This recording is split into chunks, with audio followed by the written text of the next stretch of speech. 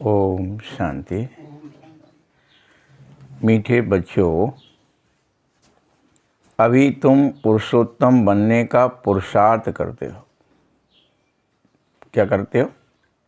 पुरुषोत्तम बनने का पुरुषार्थ। पुरुषोत्तम कौन है? पुरुषोत्तम है देवता,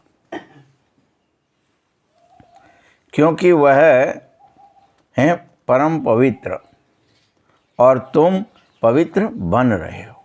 दोनों में अंतर है।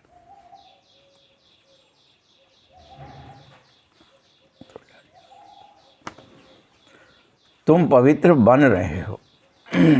प्रश्न है, बेहद के बाप से तुम बच्चों को, बेहद के बाप ने तुम बच्चों को शरण क्यों दी है?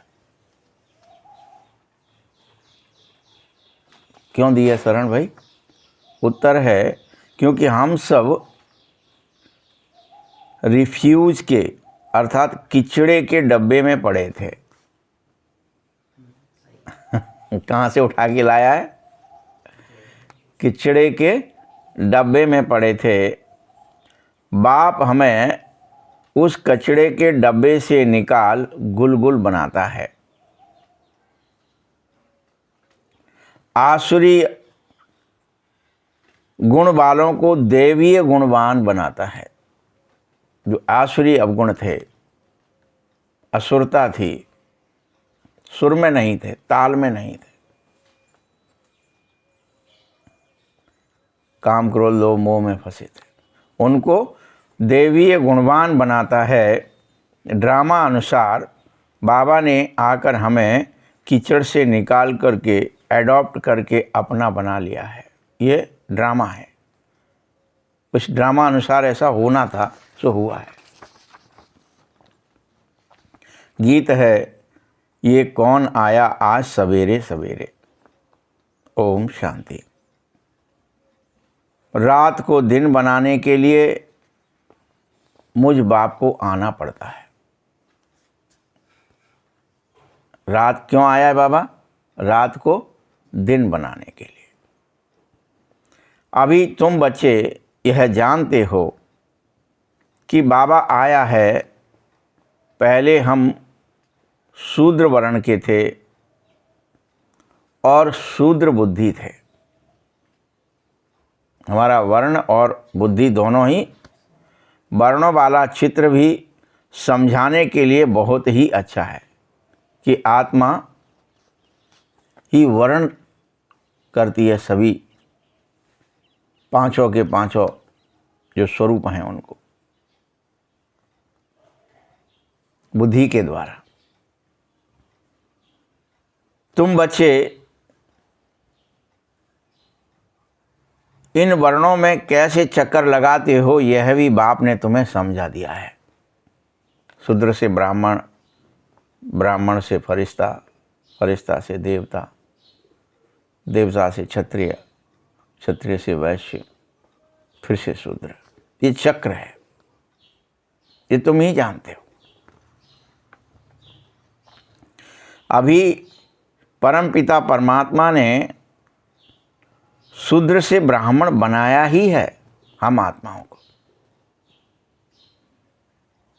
प्रत्येक को।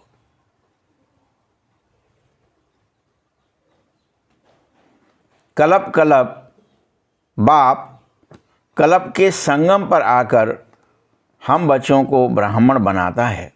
ये काम पहली बार नहीं करा है। ये वर्ण व्यवस्था पहली बार की नहीं है। ये इसीलिए अनादि और अविनाशी है और ये हमेशा से चली आ रही है। कोई कहते हैं मनु ने स्थापित किया, कोई कुछ कहता है, ऐसा नहीं है। ये तो परमात्मा के द्वारा स्थापित है कि आत्मा के को सभी वर्णों में चक्र लगाना पड़ेगा।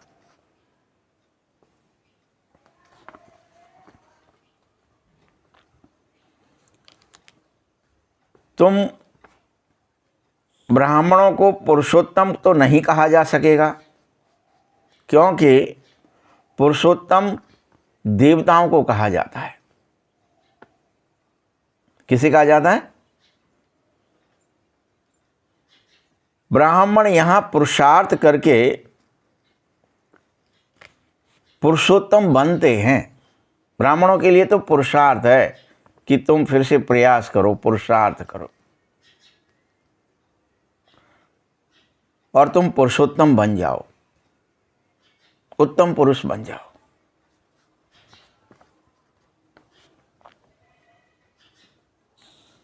अर्थात पतित से पावन बन जाओ।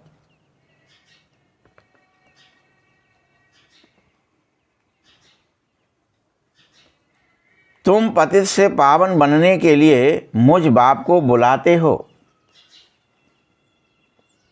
तो अपने से पूछो, बार बार पूछो कि हम पावन कहाँ तक बन रहे हैं। रोज पूछो कितना बने, कितना हमारी कटाई छटाई हुई, कितना घिसाई हुई, कितना बने हम। ठीक है। स्टूडेंट भी पढ़ाई के लिए विचार सागर मंथन करते हैं ना, समझते हैं कि इस पढ़ाई से ही हम नर से नारायण बनेंगे। तुम बच्चों की बुद्धि में यह अवश्य होना चाहिए कि अभी हम ब्राह्मण से देवता बनने के लिए ही यहाँ आए हैं और पढ़ रहे हैं। बार बार निरंतर उस परमात्मा को जान रहे हैं, उसे प्रेम कर रहे हैं, फिर उसे याद कर रहे हैं।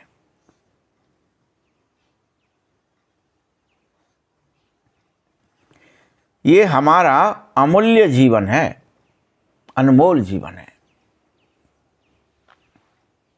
क्योंकि पूरे कल्प में इसी समय हम ईश्वरीय संतान बनते हैं। बाबा कह रहे हैं तुम ईश्वरीय संतान बनते हो पूरे कल्प में। ये तुम्हारा अनमोल जीवन है, अमूल्य जीवन है। और ईश्वर तुमको राजयोग सिखा रहा है, जिससे तुम पतित से पावन बन जावे। वो ट्रिक बताता है। जैसे अभी रामचरितमानस जब भी चलती है और चारों भाई पढ़ने जाते हैं, तो गुरु जो है वशिष्ठ जी राम जी को बगल में बुलाते, इधर आओ, अब तुम मेरे पास बैठो, और बगल में बिठा करके वो ट्रिक, चलो अपन दोनों इससे क्या होते हैं, विद्या डिटैच होते हैं, अशरीरी होते हैं, और बाहर निकल करके अशरीरी होकर के फिर सब दोनों देखते हैं। देखो ये बच्चे लड़ रहे हैं, इनका अहंकार इनको लड़ा रहा है। देखो ये गुरु बन के बैठा है, अहंकारी है, ये अपने को गुरु समझ रहा है। हर कहीं का अहंकार वहाँ जैसे ही अहंकार से डिटैच हुए तो दिखता है। तो वो विद्या हमको क्या करते थे, दिखाया कि वो सिखाई जाती थी गुरुकुलों में। अब तो बंद हो गई। अब तो ABCD सीख लो, फिजिक्स केमिस्ट्री सीख लो, फलाना सीख लो। यहाँ की सांसारिक पेट भरने वाली विद्या आत्मविद्या सिखाई नहीं जाती। आत्मदीपो भव ये बताया ही नहीं जाता कि हम आत्मा ज्योति बन जाएं, दीपक बन जाएं और रोशनी करें, जो कि विद्या है। रियल विद्या वही है, ज्ञान उसी को पढ़ाई कहते हैं। संस्कार। तो बाबा ही यहाँ पूरे कल्प में एक बार तुम्हें ईश्वर अपना बनाता है और वही विद्या सिखाता है। बच्चे जीते जी डिटैच हो जाओ, शरीर से डिटैच हो जाओ, अशरीरी हो जाओ। ये बाबा सिखा रहा है और रोज सिखाता है। अब तुम कितना सीखे तो तुम पतित से पावन बन जाओगे, क्योंकि पतित कब तक हो, तुम्हारी कॉन्शियस जब तक ये है कि मैं शरीर हूँ, तुम्हारी बुद्धि में, मन में, संस्कार में जब तक है, तब तक तुम पतित से पावन नहीं बन सकते। पावन तभी बनेंगे अपने को आत्मा समझेंगे। तो बाबा वही बता रहा है कि तुम्हें यह अमूल्य अनमोल जीवन मिला है, तुम ईश्वर की संतान हो और तुमको ईश्वर स्वयं राजयोग सिखा रहा है। अब इसे तुम्हें सीखना है रोजाना ट्रिक कि कैसे मैं डिटैच हो जाऊं, कैसे देह से फरिश्ता बन जाऊं, विदेह हो जाऊं। और बाप पतित से पावन बना रहा है, पावन देवता बनते हैं। तुम्हें इन वर्णों को जरूर समझना चाहिए सबको कि हम इस समय कौन से वर्ण से कौन से वर्ण में जा रहे हैं। शूद्र से ब्राह्मण बन गए काफ़ी नहीं है कि बस बन गए ब्राह्मण। संगम पर ब्राह्मण से फरिश्ता और फरिश्ता से देवता, तीन कैटेगरी तुम्हें करानी है एक ही जन्म में। शूद्र से ब्राह्मण भी बनना है तो ब्राह्मण से फरिश्ता भी, डिटैच होना भी सीखना है, और फरिश्ता से देवता बनना है, उस देवी गुणों को धारण करना, परम पवित्र बन जाना है और घर चलना है पहले, फिर देवता बन के जन्म ले लेना है। तो सब पढ़ाई पूरी अभी। उसमें भी जो फेल होंगे सो क्षत्रिय में अपने आप चले जाएंगे कैटेगरी वाइज। जो नहीं पढ़ने आ रहे हैं या नहीं पढ़ पा रहे, जिनकी बुद्धि में ही ज्ञान नहीं आ रहा, वो सब वैसे बन जाएंगे। जो आएंगे ही नहीं पढ़ने के लिए वो कलयुग में अपने आप जन्म लेंगे फिर से। तो पढ़ाई एक ही बार हो रही है और इसी से सारे वर्ण व्यवस्था का फिर से निर्धारण हो रहा है, आत्मा की सभी वर्ण व्यवस्थाएं। ये समझो, सन्यासी तो इन बातों पर उनकी बुद्धि नहीं ठहरेगी, वो नहीं समझ पाएंगे इन बातों।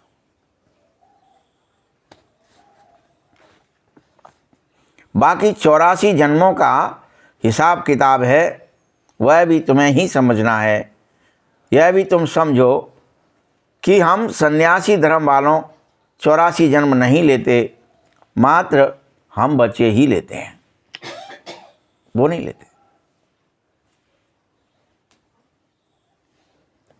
इस्लामी बौद्धि आदि भी समझें कि हम 84 जन्म नहीं लेते हैं, उनको भी समझ में आना चाहिए।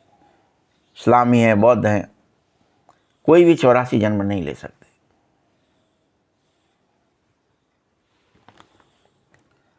हाँ, पुनर्जन्म सब लेते हैं, चाहे कोई भी हो,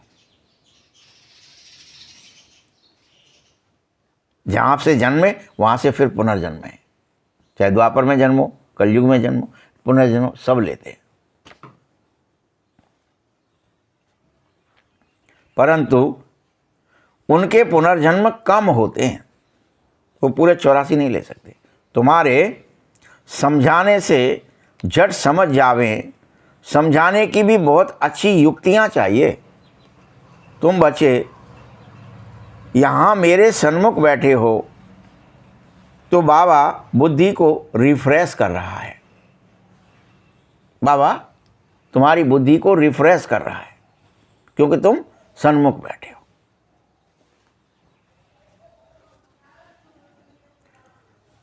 रोज बाबा रिफ्रेश करने के लिए तुम्हें यहाँ बुलाता है, आओ फिर से रिफ्रेश हो जाओ, ज्ञान स्नान कर लो, फ्रेश होने के लिए अपने बुद्धि को तरोताज़ा कर लो और दिन भर कैसे चलो, आनंदमय, प्रेममय, ज्ञानमय जीवन जियो।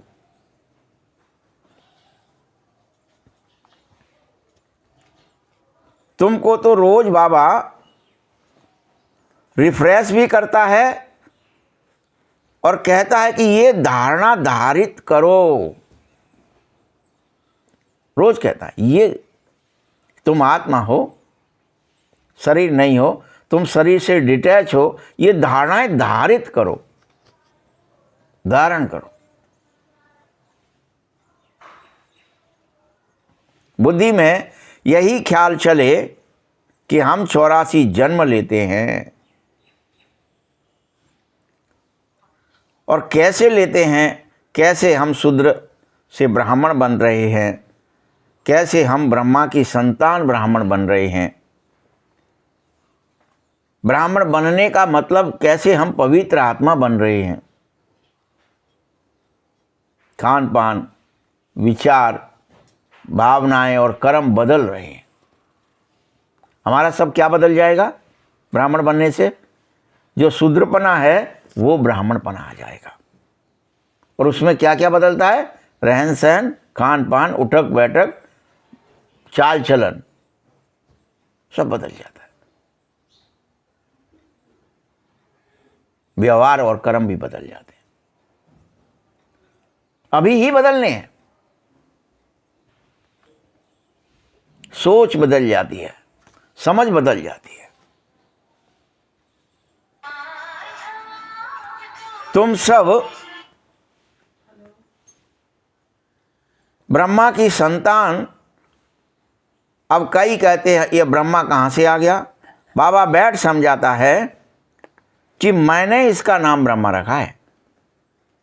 जब मैं प्रवेश करता हूं तो मैं ही इसका नाम रखता हूं ब्रह्मा। वह जो ब्रह्मा कुमार कुमारियां हैं, यह फैमिली हो जाते हैं तो जरूर एडॉप्टेड हैं।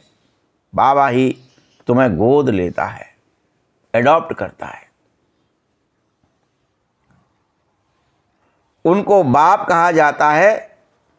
बाप को ही बाप ही कहेंगे ना, मलकियत बाप से ही मिलती है। कोई चाचा मामा या बिरादरी वाला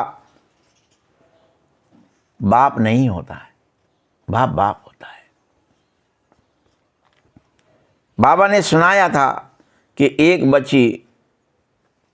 बार सुनाया ब्रह्मा बाबा ने कि एक बच्ची कीचड़ के डब्बे में पड़ी थी और वह किसी को नज़र भी नहीं आई। कोई ने उसे उठाया जा कर के और किसी को गोद में दिया, तो फिर उसको अपना बच्चा नहीं था, तो बच्ची जिसकी गोद में गई उसको ही वह मम्मा बाबा कहने लग पड़ी।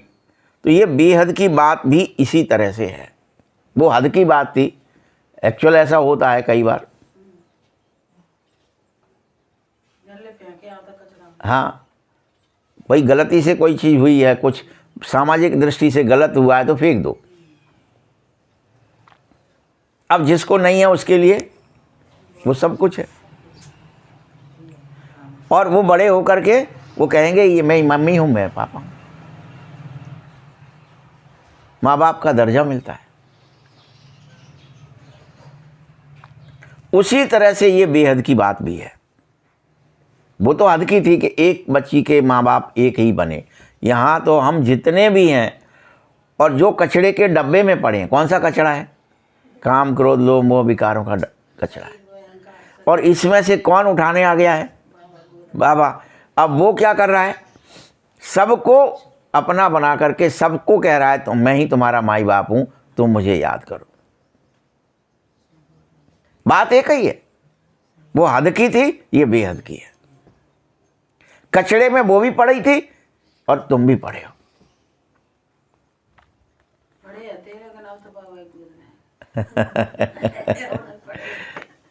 भाई पढ़े थे, ये फील करेंगे तो निकल जाएंगे। निकलने के बाद में पूरी तरह निकलना है, पूरी तरह साफ सफाई होनी है, पूरी तरह झाड़ पोंछ होनी है, पूरी तरह ज्ञान स्नान होना है। रोज कुछ न कुछ कचरा पट्टी दिख जाती है, दाग धब्बे दिख जाते हैं, क्योंकि बहुत दिनों से पढ़े हो।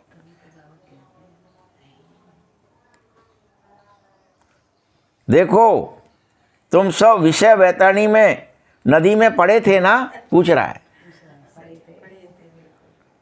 और कितने गंदे हुए पड़े थे।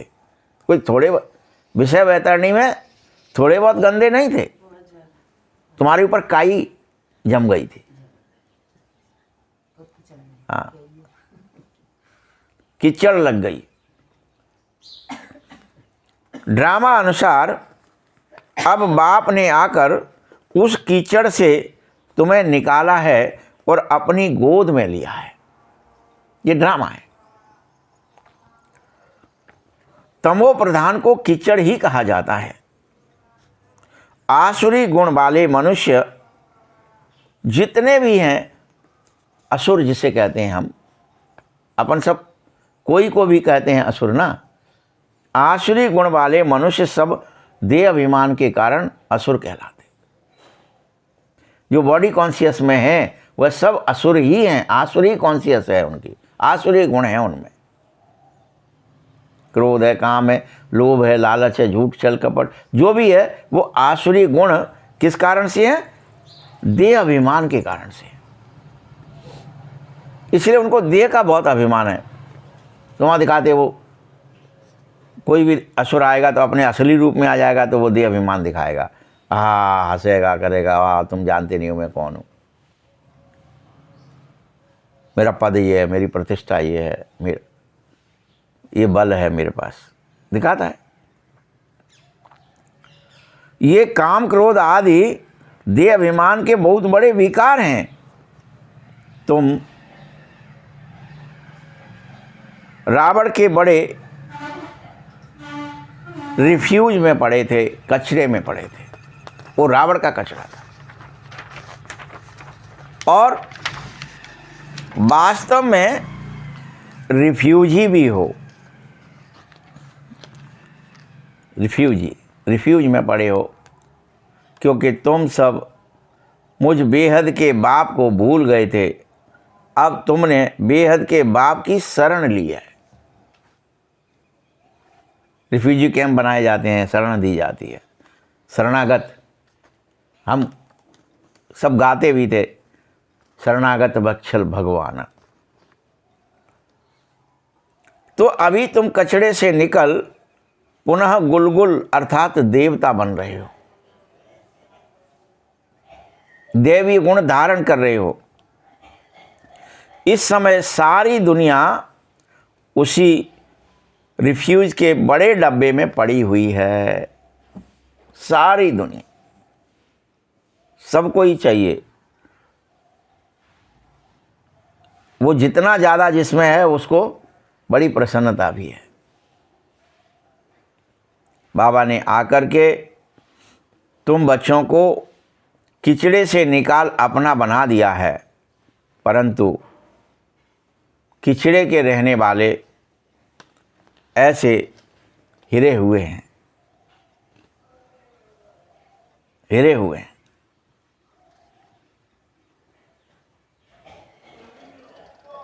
यह भी तुम समझो, अब तुमको इस कांटों के जंगल से निकलना है और फूल बनना है। तुम प्रतिदिन कांटे से कांटे निकाल कर, हमने यहाँ देख दिया, फिर सुदामा के पास क्या ही था, सब कांटे ही कांटे उसके पैरों में दिखा दिए, बिमाई फटी दिखा दी, कांटे चुभे दिखा दिए, और भगवान ने कृष्ण बन करके उनको निकाला। ऐसे वर्णन पहले सुनते थे ना अपन सब कि अच्छा क्या करा उन्हें, वो पाँव में जितने कांटे थे, जितनी बीमारियाँ थी, वो सब अपन इतना बाबा रोया खुद कि अरे मेरे बच्चों की ये हालत हुई है। उसको रोना आया, मुझे तुम तो सब मेरे मित्र थे और ये क्या हुआ तुम्हारा। तो आंसुओं का जल सींच करके जो है उनको धो दिया, पैरों को इतने आंसू गिराए कि तुम्हारे पैर धो गए। तुम्हारे पैर मतलब क्या है, चलते हो ना, जो चाल चलन है वो सुधर जाए। पैरों का काम क्या है, चाल चलन। तो हम चाल चलन कैसे कहते हैं, तो वो सुधर जाए, वो कांटे निकल के तुम्हारे अंदर तुम क्या बन जाए, रूहे गुलाब बन जाए। मैं तुम्हें गुलगुल बनाता हूँ, कांटों के जंगल से निकालकर खुदाई बगीचे में बिठाता हूँ। असुरों के जंगल में तुम पड़े थे, अब तुम बच्चों को फूलों के बगीचे में ले जा रहा हूँ। तुम सब अभी शूद्र बने थे, अब तुम्हें ब्राह्मण बना रहा हूँ और तुम ही धीरे धीरे देवता बन जाएंगे। उस समस्त दैवी गुण धारण कर लोगे तो इस दुनिया से उस दुनिया में जाएंगे, लौट के देवता बन के जन्म लेंगे।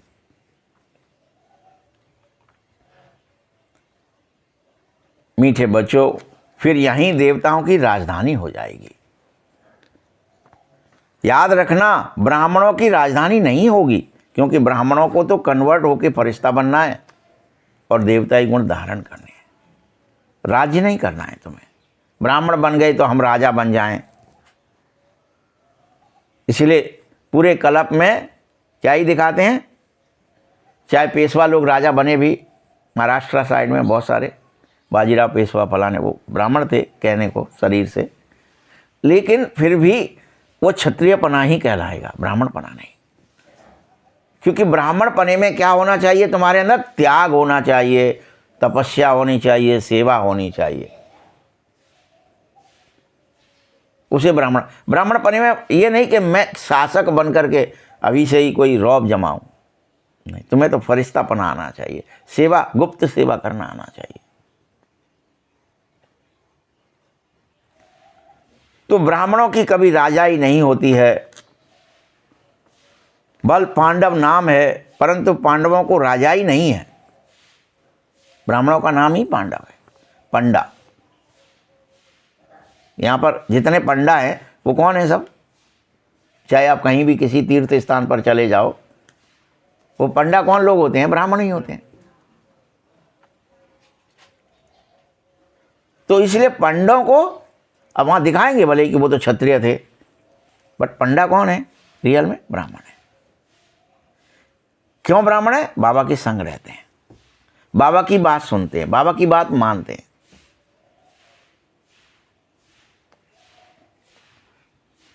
राजाई प्राप्त करने के लिए बाबा के साथ बैठे हो तुम। पांडव कहाँ बैठते हैं? भगवान के साथ बैठते हैं।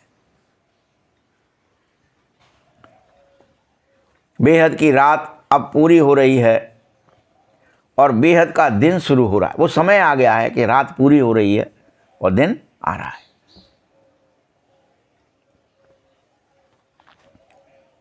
गीत भी तुमने सुना है, कौन आया सवेरे सवेरे। तो सवेरे सवेरे आते कौन है?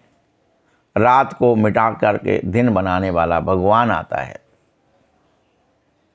स्वर्ग की स्थापना करने वाला बाप आता है, नरक का विनाश करने वाला आता है सवेरे सवेरे। अब ये सवेरे सवेरे का टाइम है, बुरहारा जिसे बोलते हो आप, अमृत बेले बोलते हो, वो समय चल रहा है, संगम युग। यह तुम्हारे बुद्धि में खुशी रहनी चाहिए कि अब नया दिन आ रहा है। बस नया दिन कब शुरू होगा? जब तुम देवता बन जाएंगे, 16 कलश संपूर्ण बन जाएंगे, संपूर्ण निर्विकारी बन जाएंगे, ये पूरी तरह से बॉडी कॉन्शियस खत्म हो जाएगा। तब अभी कन्वर्शन का टाइम चल रहा है।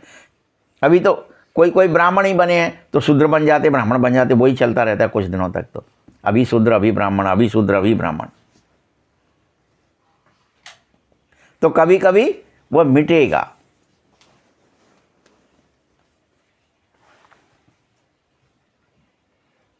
यह बुद्धि में खुशी हो। जो नई दुनिया में ऊंच पद पाने वाले होते हैं वह कभी अपना आसुरी स्वभाव दिखा न सकेंगे, उसे भस्म कर देंगे। ऊंच पद पाना है तो आपके अंदर जो आसुरी स्वभाव है उसे भस्म कर दीजिए, उसे दिखाइए मत।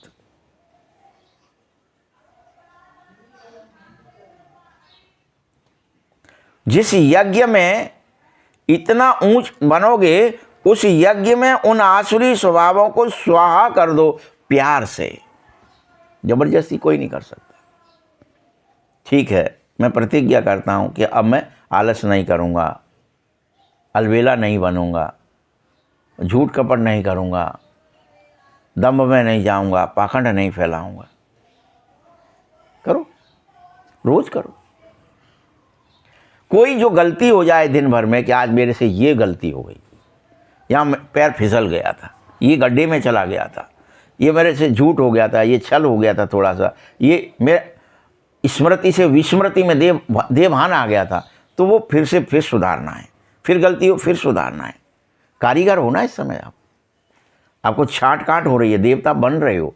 पॉलिश में कहीं कोई लफड़ा ना हो जाए, गड़बड़ ना हो जाए, दाग ना रह जाए, कोई नाक नक्शे में आपके में दिक्कत ना आ जाए। हाँ, रोज छांटना है, रोज चेक करना है, रोज मैंटना है, क्या कमी और रह गई रोज। इसलिए स्वदर्शन करो, बार बार देखो अपने को, बार बार चेक करो आज मैंने क्या गलती करी। फिर मैंटो, फिर छांटो, फिर काटो। बड़े प्यार से सेवा करो स्वयं की। क्या कह रहे बाबा? ऐसा नहीं, अब आप गुस्सा हो जाए, यार रोज रोज हो ही नहीं रहा, लो मार देते हैं जो उससे धपड़ा, और उपट जाए कहीं, कुछ टूट जाए कोई चीज़, नहीं। अवगुणों को भी बड़े प्यार से हटाना है बाहर। नाराज़ी से हटाएंगे तो वो दिक्कत हो जाएगी।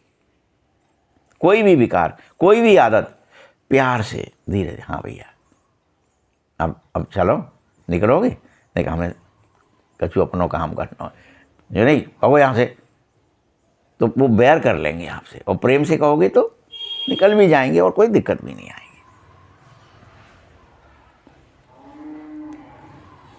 तुम सब बच्चों को अब इस ज्ञान यज्ञ में अपनी हड्डी हड्डी दे देनी चाहिए, स्वाहा करके, सारी हड्डियां दिखाते वहाँ हड्डियां दी ऋषियों ने और उसे वज्र बना। तुम सब अपनी हड्डी दे दो।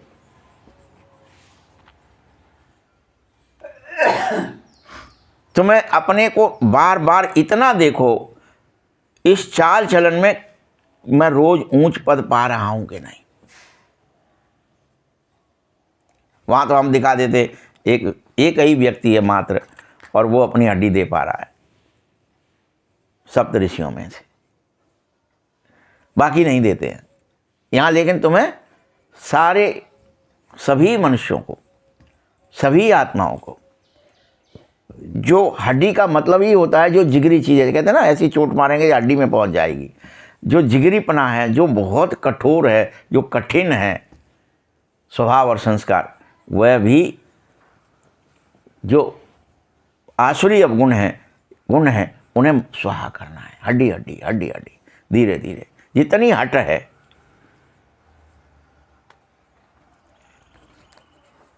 चाल चलन ऊंचे से ऊंच बनाना है। बेसमझ छोटे बच्चे तो नहीं हो अब, कि तुम समझ ही नहीं पाओ। समझो कि मुझे ही राजा बनना है। राजा कैसे बनते हैं और प्रजा कैसे बन जाते हैं। राजा बनते बनते अगर तुम्हारे से कोई मिस्टेक हुई तो प्रजा बन जाओगे, नहीं बन पाओगे राजा। बाबा ने इसीलिए रथ भी अनुभवी लिया है। जो राजाओं आदि को भी अच्छी रीति जानता है, राजाओं के दास दासियों को भी बहुत सुख मिलता है, वह तो राजाओं के साथ ही रहते हैं। परंतु राजा के साथ रहते भी वह क्या कहलाएंगे? कहलाएंगे तो दास दासी ही। राजा कहला सकते क्या? संग रहें तो भी। सुख तो है ना, जो राजा रानी खाते हैं वही वो खाते हैं, वैसा ही पहनते हैं। बाहर वाले थोड़े ही खा सकते हैं वैसा। राजाओं का खान पान बहुत श्रेष्ठ होता है हमेशा से। स्वर्ण भस्म आदि सब खाते थे राजा। ऐसा कोई राजा नहीं था जो नहीं खाता था ये सब। फिर दासियों में भी नंबरवार हैं। कोई दासी श्रृंगार करने वाली होती है, कोई को बच्चे संभालने होते हैं, कोई को झाड़ आदि लगाने होते हैं। देखो राजाओं को इतने दास दासियां होते हैं, ढेर, उन पर जिम्मेदारी होती है। हर काम के अलग अलग दास। हाँ, सब पर अपना अपना अलग अलग चार्ज होता है। कौन उनके बिस्तर सही करेगा, क्या करेगा, कौन नहलाएगा इत्रों से, फूलों से। हाँ हाँ, और उनके अपने रहने के स्थान भी होते हैं अलग अलग।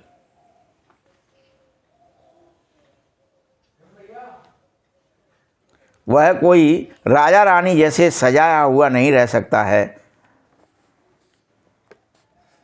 तुम सब यह बात अच्छी रीति समझ रहे होंगे, इसलिए तुमसे कहता हूं सब अपने ऊपर रोज रहम करो कि क्या बनो? राजा बन सको, स्वदर्शन चला सको, स्वयं के सारे दाग धब्बे मैट सको और नर से नारायण बन जाओ। अपने ऊपर रहम करो। बार बार बाबा समझा रहा है, मिस्टेक ना हो जाए कि दास दासी बनना पड़े, प्रजा बनना पड़े, साहूकार बनना पड़े। रहम करो कि कोई भी अवगुण विचार में है या भावनाओं में है या कर्म में है, वो निकले नहीं, कहीं रह जाए कि नहीं मुझ में थोड़ी ईर्ष्या तो रह ही गई है, थोड़ा परचिंतन तो रह ही गया है, थोड़ा इसका उसका बात करने का प्रदर्शन तो कर ही लेता हूँ, उनमें ऐब है। कुछ भी करोगे तो कहाँ जा रहे हो बार बार?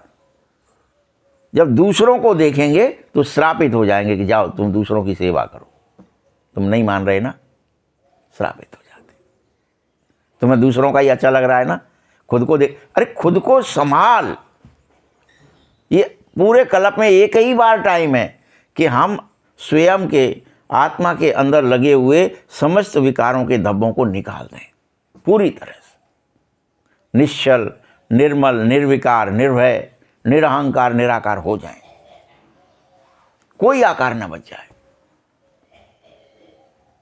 मर्जी है, सबका अपना पुरुषार्थ है। इसलिए बाबा ने एक ही बात समझाई। बाप अच्छी रीति समझाता है कि अपने पर रहम कर, बस इतनी सी बात। मैं तो कह रहा हूं तुमसे सबसे कि तुम खुद प्रत्येक अपने पर रहम करो।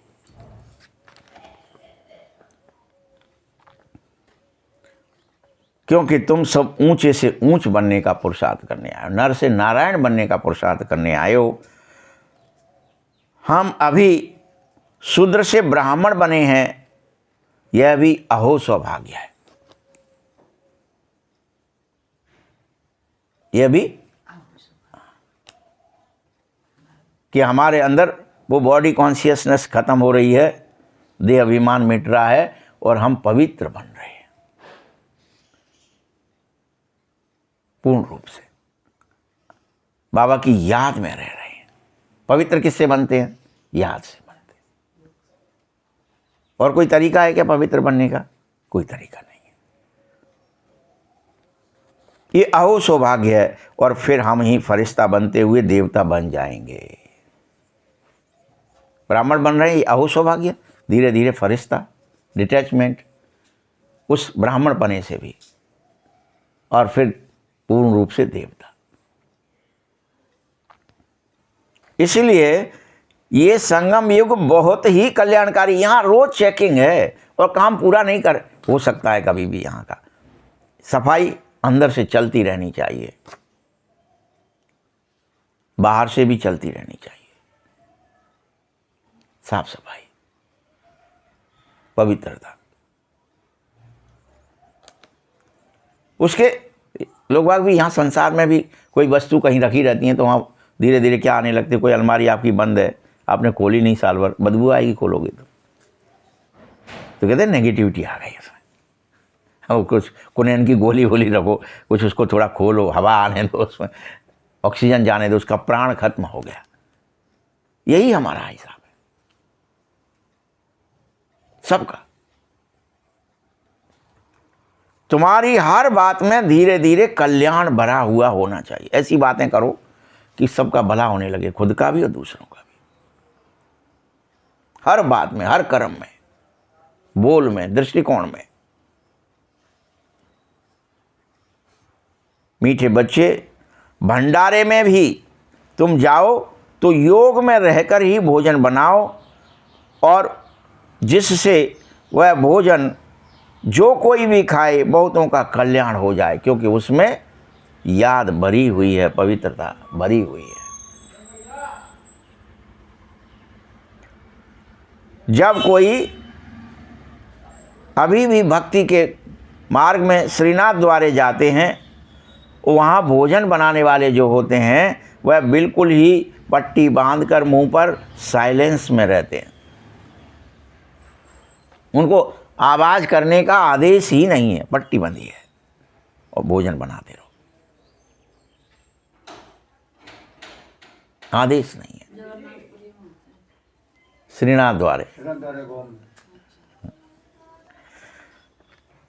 क्योंकि ये भी कहा जाता है कि तुम श्रीनाथ की याद में भोजन बनाओ, चुप होकर के उनकी याद में भोजन बना। ये प्रथा है वहाँ। आज कलयुग के अंतिम चरण में भी तो वहाँ भक्त अपनी भक्ति में बहुत मस्त रहते हैं। तुमको भी फिर ज्ञान में मस्त रहना ही चाहिए। ठीक है, जब कृष्ण की ऐसी भक्ति होती है कि बात मत पूछो। अनेक बच्चियां हैं जो वृंदावन में हैं। देखो, वृंदावन में 2 बच्चियां, वो पूरी भगतिन हो कहलाती हैं। कहती हैं बस हम तो यहीं रहेंगे और यहीं पर अपना शरीर छोड़ देंगे और कृष्ण को ही याद करेंगे। उनको बहुत कहते हैं उनके माँ बाप, रिश्ते नातेदार, अच्छे मकान में चलकर रहो। और ब्रह्मा कुमार कुमारियाँ भी गए, उनसे बोला ज्ञान ले लो। बोलती हैं हम तो यहीं रहेंगे, हमको कोई और ज्ञान नहीं चाहिए। तो ऐसे उनको भगत शिरोमणि ही कहा जाता है, क्योंकि उन्होंने अपना सर्वस्व कृष्ण पर न्योछावर कर दिया है। वैसे तुम बच्चे भी मुझ बाप पर अपना सर्वस्व न्योछावर कर दो। अनेक भगत जो कर बैठे हैं, उन्होंने अपना सब सर्वस्व न्योछावर किया है। तुम मुझ बाप पर सर्वस्व न्योछावर कर दो। जैसे पहले पहले शुरू में शिव बाबा पर कितने न्योछावर हुए, ढेर के ढेर आए और सब न्योछावर हो गए उस समय, फिर नहीं होते।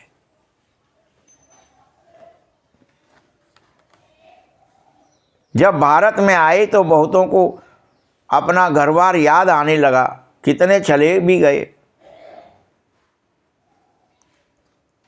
ग्रहचारी तो कभी भी बैठ सकती है और बहुतों को बैठी रहती है, ग्रहण लग जाता है। उगे आए, कोई ज़रूरी नहीं है उगे रहोगे, ग्रहण लग जाता है, कीड़ा लग जाता है। जैसे एक दिन बाबा ने अभी कहा था, परसों कल वैसे ग्रहचारी लग जाती है। कभी किसी की दशा, कभी किसी की दशा बैठती है। तो बाबा ने समझाया है, कोई भी आए तो बोलो कहाँ आए हो। बाहर में देखो ब्रह्मा कुमार कुमारियाँ हैं, यहाँ तो परिवार है बच्चों। तुम अपने परिवार में आए हो कि नहीं, ये फील होना चाहिए आए हो तो। ये नहीं हम किसी आश्रम में आए हैं, गीता पाठशाला में आए हैं, सेंटर पर आए हैं, फलाने में आए हैं, मधुबन में आए हैं। क्या हम अपने परिवार में आए हैं। एक है निराकार परम पिता परमात्मा, जो तुम्हारे परिवार का सबसे बड़ा मुखिया है। दूसरा है प्रजापिता ब्रह्मा। तो ये सब उसी के बच्चे हैं। दादा है, शिव बाबा है, वर्षा उसी से मिलता है। ये राय देते हैं, मुझे याद करो। बाबा राय देता है कि तुम पतित से पावन बन जाओगे, बस मुझे याद करो। कल पहले भी यही राय मैंने दी थी तुम्हें, दूसरी राय नहीं दी थी। कल पहले, पिछले कल भी कितनी ऊंची पढ़ाई है, फिर भी तुम्हारे बुद्धि में यह वर्षा नहीं रहता और तुम स्वयं पर रहम नहीं करते। तुम बच्चे मनुष्य से देवता बनने की पढ़ाई पढ़ने आए हो, तो तुम्हें रोज जरूर देवी गुण धारण करने पड़ेंगे। अपना खान पान बोल चाल रॉयल करना पड़ेगा पूरी तरह से, करना ही पड़ेगा। याद है देवताएं कितना थोड़ा खाते हैं। देवताओं के बारे में क्या वर्णन है, मात्र वासना ली तृप्त हो गए। कितना थोड़ा खाते हैं, उनमें कोई लालच या हवस थोड़ी ही रहती है, रहती नहीं है। कोई लालच नहीं रहता है, ये भी खा लेंगे, ये भी खा लेंगे, सबका खा लेंगे। भल वहाँ 3600 प्रकार के भोजन बनते हैं, लेकिन खाते बहुत ही थोड़ा हैं। खान पान का लालच रखना, इसको भी आसुरी चलन ही कहा जाएगा। अगर हमारे अंदर ये कोई ऐसी चाल चलन है कि हमको खान पान की ही अभी लगी पड़ी है, ये क्या करना पड़ता है? अच्छी रीति तुम्हें याद रखना है कि हमारा खान पान का लालच नहीं होना चाहिए, दैवी गुण धारण करने हैं, खान पान बड़ा शुद्ध और सहज साधारण होना चाहिए। परंतु माया ऐसी है जो अनेक बच्चों को पत्थर बुद्धि बनाती रहती है बीच बीच में। जो पत्थर बुद्धि बनते ने कहा हमारे का बुद्धिमती में पत्थरा पड़ गए थे, जो हमने ये कर लिया, पत्थर बुद्धि बन जाते। फिर कहते हैं ना एक दूसरे, फिर पद भी वैसा ही मिलेगा। बाबा कहता है स्वयं का कल्याण करने के लिए हर हालत में देवताई गुण धारण तो करना ही पड़ेंगे। अच्छी रीति पढ़ोगे, पढ़ाओगे तो तुम्हारा भी इजाफा होगा। बाप नहीं देता है, तुम अपने पुरुषार्थ से पा रहे हो। बाबा कह रहा मैं किसी को नहीं देता हूँ पद, न नारायण पद देता हूँ, न नौकर चाकर बनाता हूँ। तुम सब क्या करते हो? ये सब अपने पुरुषार्थ से पा रहे हो। नारायण पद पाना है तो भी अपने पुरुषार्थ से पाओगे, और साधारण रह जाओगे तो भी अपने पुरुषार्थ से ही रह जाओगे। इसीलिए अपने आप को बार बार देखो कि मैं कहाँ तक सेवा कर रहा हूँ, कितना समर्पित हूँ, कितना बाबा की आज्ञा पर चलता हूँ। और यह भी सदैव याद रखो कि अगर इसी समय शरीर छूट जाए तो मुझे क्या पद मिलेगा। ये भी होश में आओ। अभी तो अपन कई बार जैसे तो उम्मीद है, अभी तक तो और करेंगे जब जाएंगे तब, लेकिन बाबा क्या समझा रहा है ये चेक करो बार बार। अब इसी समय अगर मेरा अभी इसी क्षण शरीर छूट जाए तो क्या पद मिलेगा, कितना पुरुषार्थ है मेरे पास, कोई कितने ऐब अभी और बचे हैं जो रह जाएंगे, फिर थोड़ी मिटे, पुरुषार्थ तो होगा ही नहीं।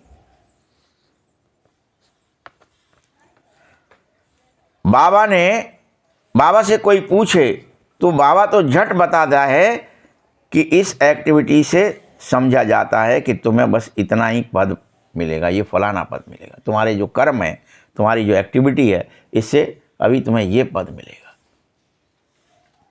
जो चाल चलन है, कोई बच्चे हैं पुरुषार्थ नहीं करते हैं तो वे कल्पांतर के लिए बार बार अपने को घाटे में डाल देते हैं, कई कल्पों के लिए, क्योंकि हर कल्प उनको फिर पुरुषार्थ नहीं करने में ही आनंद आएगा। पुरुषार्थ करके क्या होगा?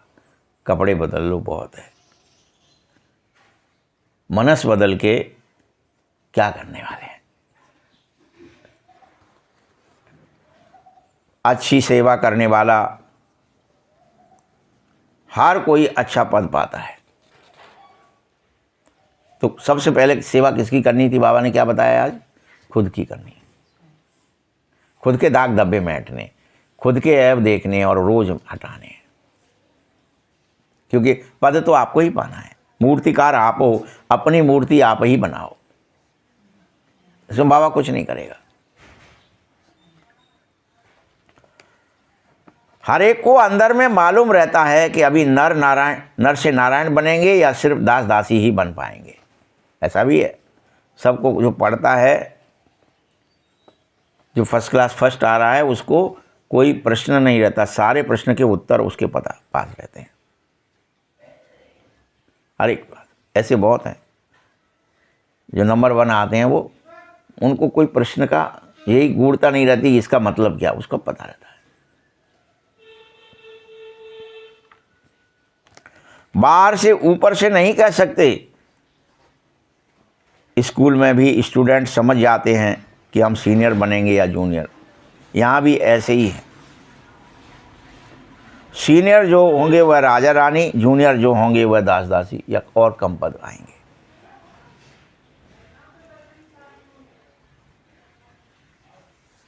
तो झाड़ लगाने वाली दासी को भी कभी अंदर महल में आने का हुक्म नहीं रहता है, ऐसे भी बनना पड़ता है।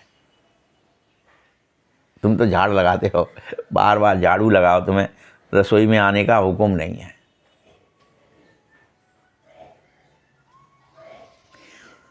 तुम सब बच्चे इन बातों को अच्छी रीति समझ करके पुरुषार्थ करो। समझो इन बातों को कि मुझे कोई ऐसा काम ना हो जाए मुझसे जो मुझे इस तरह का कोई झाड़ लगाने वाला बनना पड़े किसी को।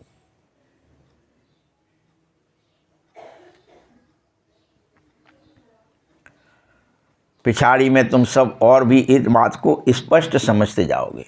पिछाड़ी में मतलब ज्ञान और बढ़ेगा तुम्हारे अंदर, तो तुम्हें ये बातें जो बाबा अभी कह रहा है, तो ये अभी ऐसे लग रहा हो ऐसा कैसे हो जाएगा, एकदम से ये क्या हो जाएगा हम, लेकिन धीरे धीरे समझ जाओ, तुम्हारे अंदर खुद ही स्पष्ट होता जाएगा, हाँ ये अभी ऐब है, ये अभी मुझे मिटना है।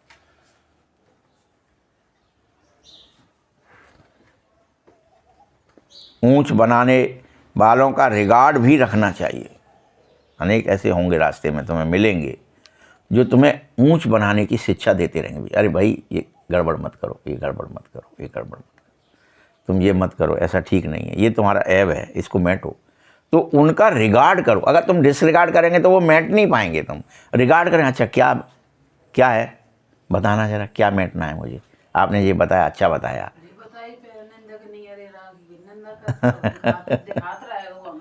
नहीं, गुरु भी लोग भी करते थे ना, जैसे दिखाया है ना, काग भुसुंडी जब बन रहे थे तो गुरु आए, अभिमान से उठना ही कीन प्रणाम, मैं तो भजन कर रहा हूँ, मैं काय को प्रणाम करूँ। यानी वो ऐब निकालने वाले जो होते हैं उनको तो आपको रिगार्ड करना ही चाहिए, वो आपके आसपास रहेंगे।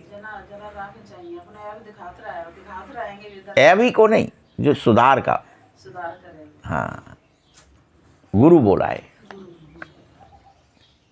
देखो ये कुमार का है, वह सीनियर है तो रिगार्ड इसका रखो। बाप बच्चों का ध्यान खिंचवा रहा है कि जो बच्चे महारथी हैं उनका रिगार्ड जरूर होना चाहिए।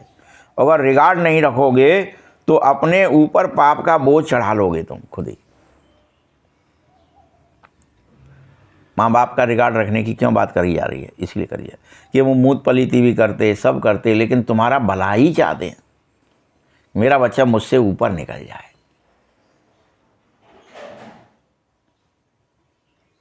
अनेक घर में भी सहयोगी होते हैं लोग जो चाहते हैं कि हमारा ये व्यक्ति का, अरे इसमें ये अवगुण है, अभी ये निकल जाए कैसे भी कर।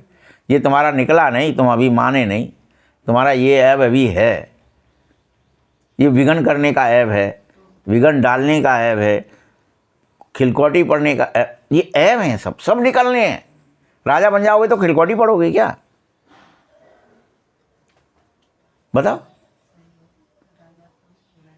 राजा को तो राजा का पन होना चाहिए, बचपना कैसे होगा अंदर से। इन सब बातों पर बाप तुम्हारा ध्यान दिलवा रहा है, इसीलिए बड़ी खबरदारी से एक एक बात पर ध्यान दो बच्चे। नंबर बार किसी का रिगार्ड कैसे रखना चाहिए, बाबा तो हर एक को जानता है। किसी को कहे ट्रेटर बनने में देरी न होगी, याद रख लेना। कुमारियों, माताओं आदि पर भी बहुत बंधन आ जाते हैं अनेक बार। निर्बंधन बनो।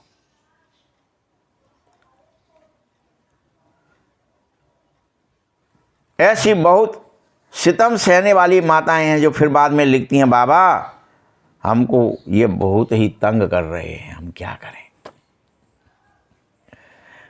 लिखती हैं। अरे बच्चे, तुम कोई जानवर थोड़े ही हो जो सितम सह रहे हो। जानवर को बांध दिया, लठ मार दिए, फिर दोह लिया। यही करते लोग, भैंसों को मारते हैं, कोई किसी को मारते, देखे हैं ना गांव में। नहीं कहा अच्छा तू लात मार रही है, ला मैं तुझे देखता हूँ। एक तो दोहन भी करना है उसका ही, और उसको मार भी पड़ रही है। तो अंदर में दिल है तब पूछती है ना क्या करूं, इसमें तो पूछने की कोई बात ही नहीं है बच्चे। मीराबाई ने भी पूछा था तुलसीदास जी से, पूछा था ना, उन्होंने चिट्ठी लिखी थी कि मेरे को घर के सदस्य बहुत ही तंग करते हैं।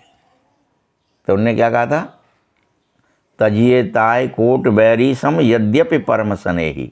अगर तुम्हारा भले ही मित्र भी हो, अगर भगवान के काम में विघन डाल रहा है, ईश्वरी याद में विघन है, तो उसे तुम त्याग दीजिए, यद्यपि परम स्नेही, भले ही तुमसे वो शरीर से भले ही कितना ही प्यार करता, त्याग दो।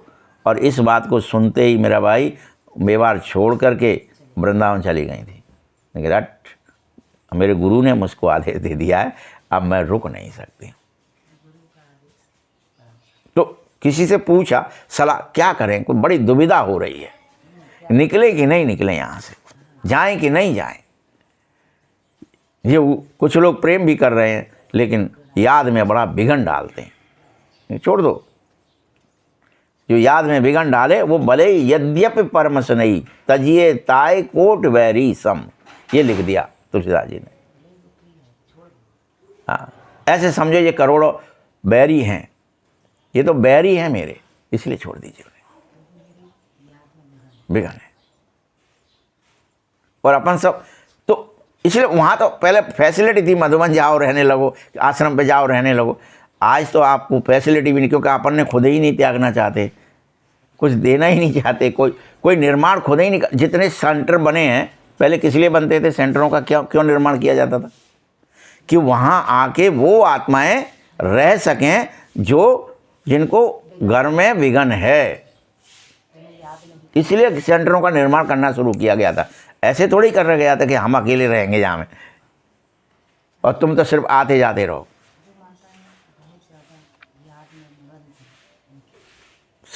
उन सब के लिए जो रियल में चाहते हैं कि हम सिर्फ याद में रहें, वहीं याद में खाएं, याद में सोए, याद में जगें और हमारा माहौल बदल जाए, उनके लिए था।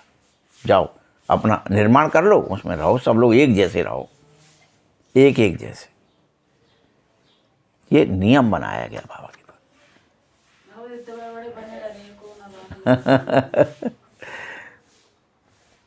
तो अंदर में पूछो, बार बार पूछो।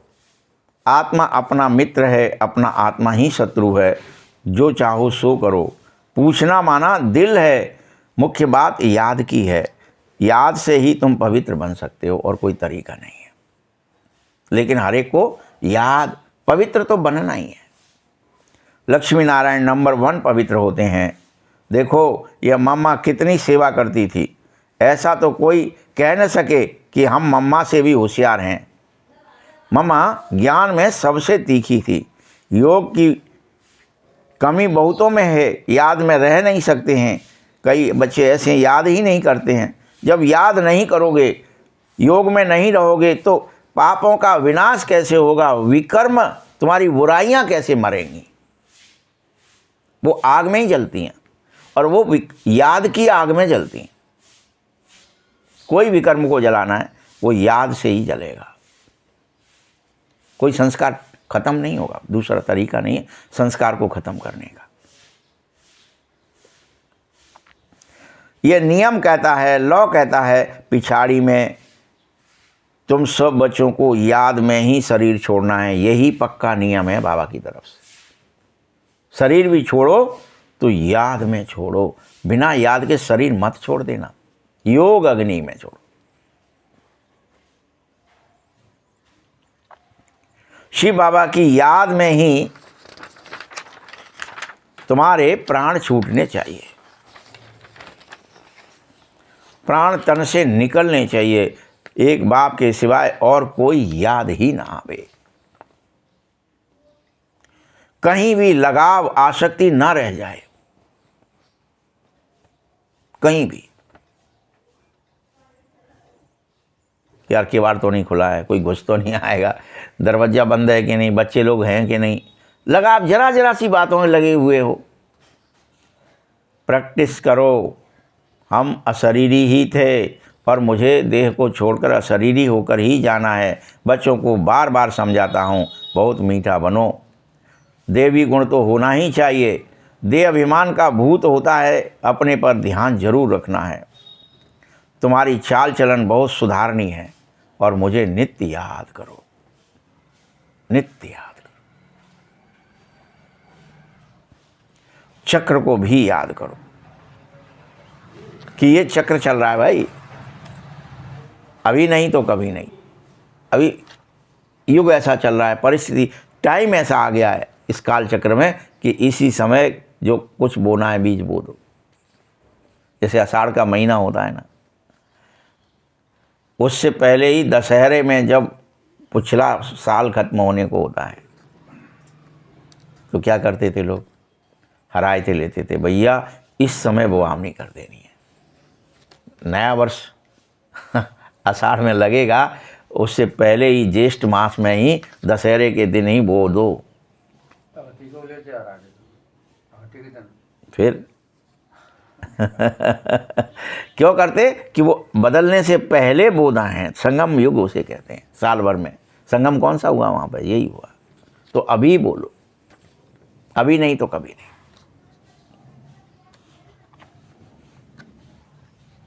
84 जन्म की ही किसी को याद नहीं रही है, फिर 84 लाख की याद कैसे रहेगी। ख्याल में तो आ न सकेंगे। यह नाटक पूरा हो रहा है, पुरानी दुनिया से वैराग्य हो जाना चाहिए। बुद्धि योग सुखधाम शांति धाम की तरफ चल जाना चाहिए। गीता में भी इसलिए लिख दिया मन मना भव। कोई भी गीता पाठी मन मनाभव का सही अर्थ नहीं जानते हैं। तुम बच्चे जानते हो। भगवानो बात है कि देह के सभी संबंधों को छोड़ अपने को आत्मा समझना ही मन मनाभव है। बाबा को याद करना, देह के सभी संबंधों को छोड़ अपने को आत्मा समझ बाबा को, ये इसका मतलब है मन मनाभव। किसने किससे कहा? स्वयं बाबा ने तुम बच्चों से कहा है कि मन मुझे दे दो, अपने को आत्मा समझो, बाबा को याद करो। मैं आया हूं तुम्हें राजयोग सिखाने। स्थापना का काम चल रहा है और यह शास्त्र आदि सब भक्ति मार्ग की सामग्री थी। ये स्थापना में काम नहीं आते। भगवान का निश्चय हो तो वर्षा लेना पड़ेगा, फिर तुम्हारे क्रियाकलाप भक्ति के उड़ जाएंगे। परंतु ये सब तभी होगा जब तुम्हारे अंदर दृढ़ निश्चय होगा। दृढ़ निश्चय तब होगा। अच्छा, मीठे मीठे सकीलते बच्चों प्रति माता पिता बाप दादा के याद प्यार और गुड मॉर्निंग। रूहानी बाप की, रूहानी बच्चों को नमस्ते।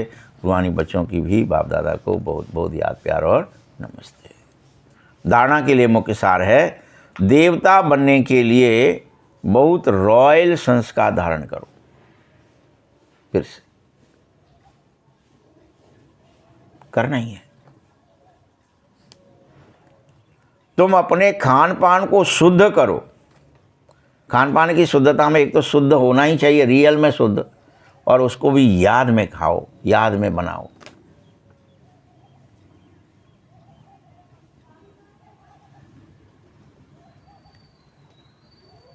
खान पान बहुत शुद्ध और साधारण रखो। कभी खान पान का लालच न करो, लालच नहीं। स्वयं का कल्याण करने के लिए देवताई गुण धारण रोज करो। धारणा करते जाओ रोज, और अपन जब चेक करोगे ना, जैसे कोई मिठाई आ गई है घर में, कहीं चौड़े में रख दी है, गजक रख दी है, फलाना रखा है, अभी आप चेक करो कि आपका मन ललचाया क्या, आपको लगा क्या यार खा लें, और तो लालच होगा तो ये सब आप चेक कर पाओगे तब। हाँ यार होता तो है कि नहीं होता है, अब पहले होता था। ऐसी परिस्थिति हर एक के अंदर आएगी, परंतु हर एक को हर चीज़ चेक करनी है। किस चीज़ से लालच है? कोई वस्तुओं का रहता है, कोई साड़ी वगैरह है, फलाना है, तो यार एक जीव मिल जाती, वो मिल जाती, अभी भी है क्या, या ये हो गया नहीं अब तो सफ़ेद ही पहनना है यार, क्या अच्छी है क्या बुरी। वो निकल गया कि नहीं निकला, वो चेक करने के लिए सब चीज़ें। कोई श्रृंगार का रहता है यार, ये भी श्रृंगार ले लें, वो भी श्रृंगार ले लें। कोई को जेवरों का रहता है, तो बाबा ने कहा ये सब उतार दो पहले ही भाई, कहीं लालच न रहे हर चीज़ का। तो इसलिए फिर उनसे अरे तुम बहुत बढ़िया हो। क्यों बढ़िया हो भाई? लालच तो किसी को भी हो सकता है, किसी चीज़ का, और सफ़ेद में भी हो सकता है। भैया ये सफ़ेद ऐसी सफ़ेद है, ये वैसी सफ़ेद है। मम्मा तो क्या ही करती थी, नहीं वो तो उसको तो ना तो नीचे फॉल लगानी है, ना ही कोई कुछ करना है, साधारण से साधारण पे, जिससे वो लालच खत्म हो जाए। ये सब खत्म कराने के ब्रह्मा बाबा के तरीके थे कि तुम कोई भी लालच लेके आएंगे, घड़ी का लालच है, फलाने का श्रृंगार का लालच है, तो तुम यहाँ क्या ही करेंगे, आकर के भजन करेंगे कि फंस जाएंगे उस लालच में।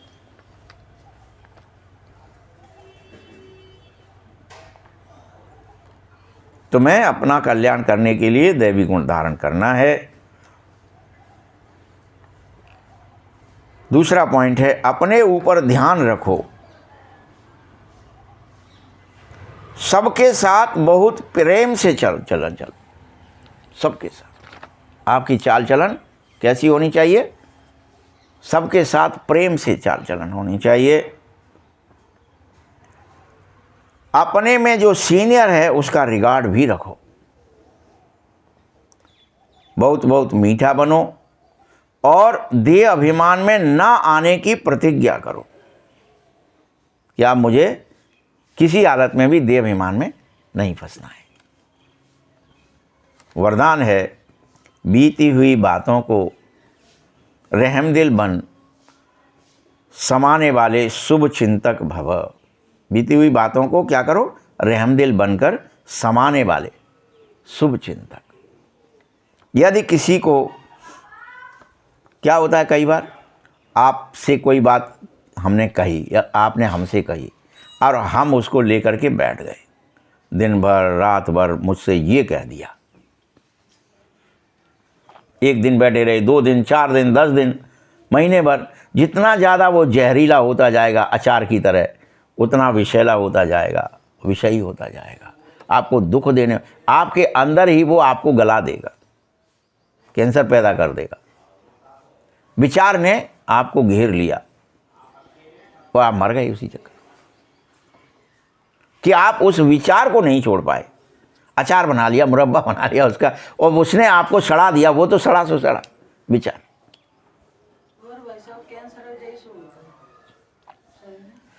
किसी भी बीती बात की, कमजोरी की बात को ना सुनाना है।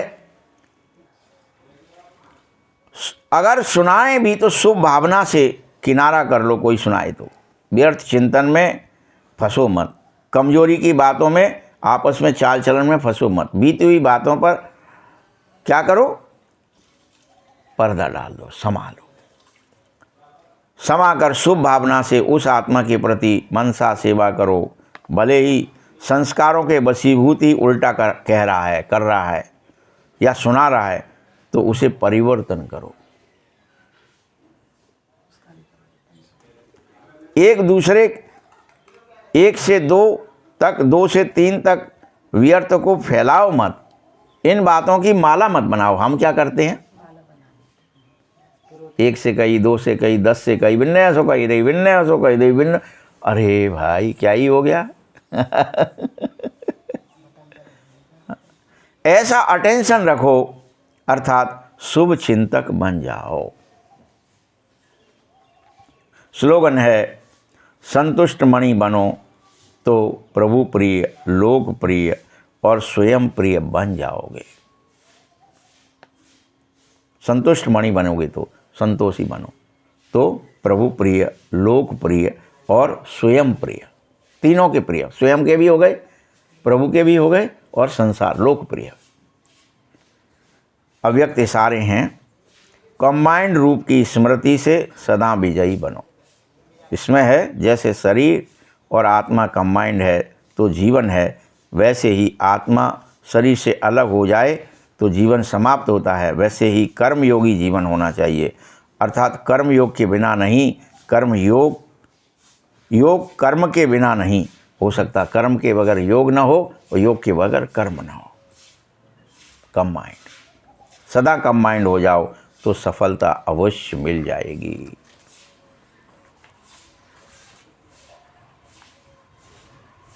ओम